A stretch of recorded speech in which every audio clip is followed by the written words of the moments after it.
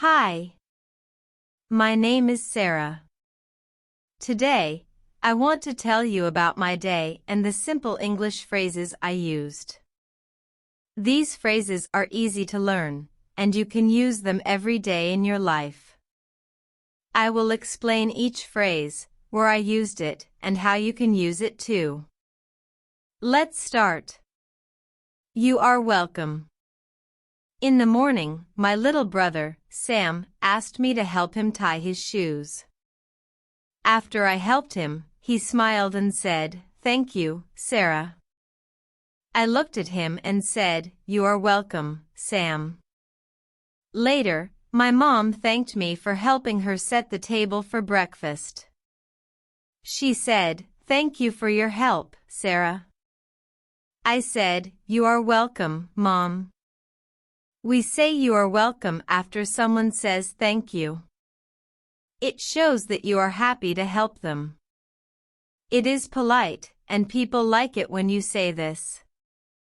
Do not mention it. After breakfast, my friend Lisa called me. She said, "Sarah, thank you so much for lending me your book yesterday." I said, "Do not mention it, Lisa.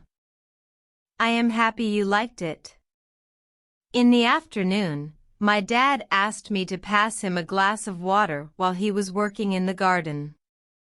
When I gave him the water, he said, "Thank you, Sarah." I replied, "Do not mention it, Dad." We use "do not mention it" to say that it is no problem to help someone. It is another way of saying you are welcome. It is friendly and polite. Never mind. Later in the day, Sam was playing with my favorite pen. He accidentally dropped it on the floor. He looked worried and said, "Oh no. I'm so sorry, Sarah." I said, "Never mind, Sam. It's okay. It still works." In the evening, my mom spilled some tea on the table. She said, "Oh, Sarah, I'm sorry about the mess." I said, "Never mind, Mom. I can clean it up." We say never mind when something small goes wrong, and we want to tell the other person that it is not a big problem. It helps them feel better. Take it easy. In the evening, my dad came home from work. He looked very tired. I told him, "Dad, take it easy. Sit down and rest for a while." We use take it easy to tell someone to relax or not to worry. It is a way to show care for others. Cheer up a little. Later, my friend Lisa called me again. She sounded sad. I asked her, "Lisa, what's wrong?" She said, "I lost my bracelet today. I feel so bad." I told her, "Cheer up a little, Lisa. I will help you look for it tomorrow." We use cheer up a little when we want to make someone feel better. It is a kind way to tell them not to be sad. It does not matter. During dinner, my dad said, "Sorry, Sarah, I forgot to buy your favorite cookies today." I said, "It does not matter, Dad. We still have ice cream." We say it does not matter to show that something is not a big deal. It helps people feel better if they make a mistake. Looks good on you.